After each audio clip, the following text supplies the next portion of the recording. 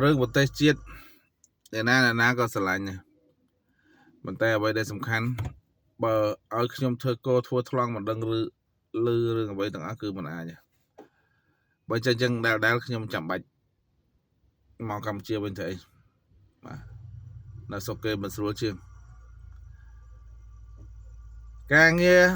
ស្រួលប្រាក់ខែសមរម្យរឿងអីខ្ញុំត្រូវចាក់ចេញពីក្រុមហ៊ុនថៃដោយសារតែមានមូលហេតុមួយចំនួនដែលខ្ញុំមិនអាចនៅបានចឹងខ្ញុំចំណុចនេះខ្ញុំចង់ជម្រាបជូនបងប្អូនទាំងអស់គ្នាថា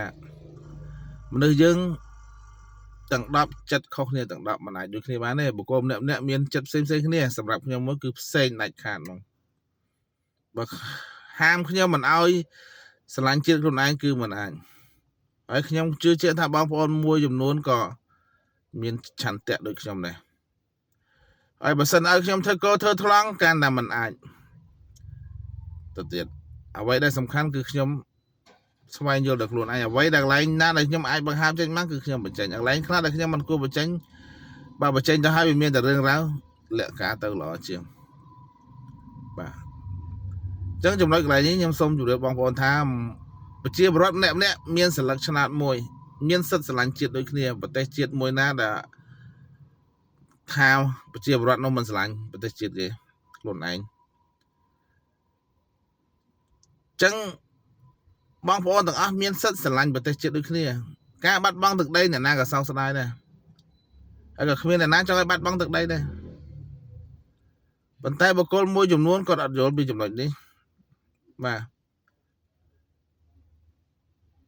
បងប្អូនខ្ញុំមិនដឹងថាបងប្អូនខ្លាំងឬខ្សោយទេពេលដែលបងប្អូនខ្សោយបងប្អូននឹងយល់ពីហេតុការណ៍នេះទាំងអស់គ្នាមួយចង្អាមក៏គេចង់បានដែរបើយើងខ្សោយលបងរើឲ្យធ្វើខិតធ្វើឲ្យធ្វើទៀតខិតម្ដងមួយអាមខិតមកមួយអាមបើយើងខ្សោយជាងគេដីភូមិដីស្រុកស្រែយើងហ្នឹងធ្វើលបងម្ដងខិតបន្តិចលបងម្ដងខិតបន្តិចហើយបើយើងខ្លាំងវិញអត់ហ៊ានទេលបងក៏ហ៊ាននៅក្បែរផងនេះជាចំណុចមួយដែលបងប្អូនគួរគិតពិចារណាទាំងអស់គ្នាអញ្ចឹងបានខ្ញុំតែងតែធ្វើคลิปខ្ញុំដាក់ខ្មែររួមគ្នាខ្មែររួបរួមព្រោះខ្ញុំមានចំណុចមួយដែលខ្ញុំតែងតែចងចាំប្រសាសន៍របស់សម្ដេចតាលោកផ្ដាំហើយផ្ដាំទៀតមុនលោកសោយទីបង្គត់ខ្មែររួមខ្មែររស់ខ្មែរបែកបាក់ខ្មែរស្លាប់បើសិនយើងនៅតែបែកបាក់គ្នាចេះតែចាក់ឆ្កឹះឆ្កល់គ្នាឯងសាសដតីគេនឹងមើងងាយប្រទេសយើងគេនឹងជន់ឈ្លីប្រទេសយើងជារៀងរហូត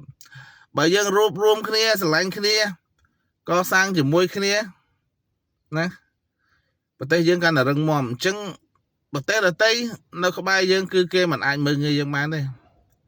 ចំណុចនេះបងប្អូនត្រូវចាំអញ្ចឹងកុំហាមថាមិនឲ្យប្រជាអ្នកណាម្នាក់ធ្វើមិនដឹងធ្វើកោធ្វើថ្លង់មិនចង់ដឹងរឿងប្រទេសជាតិ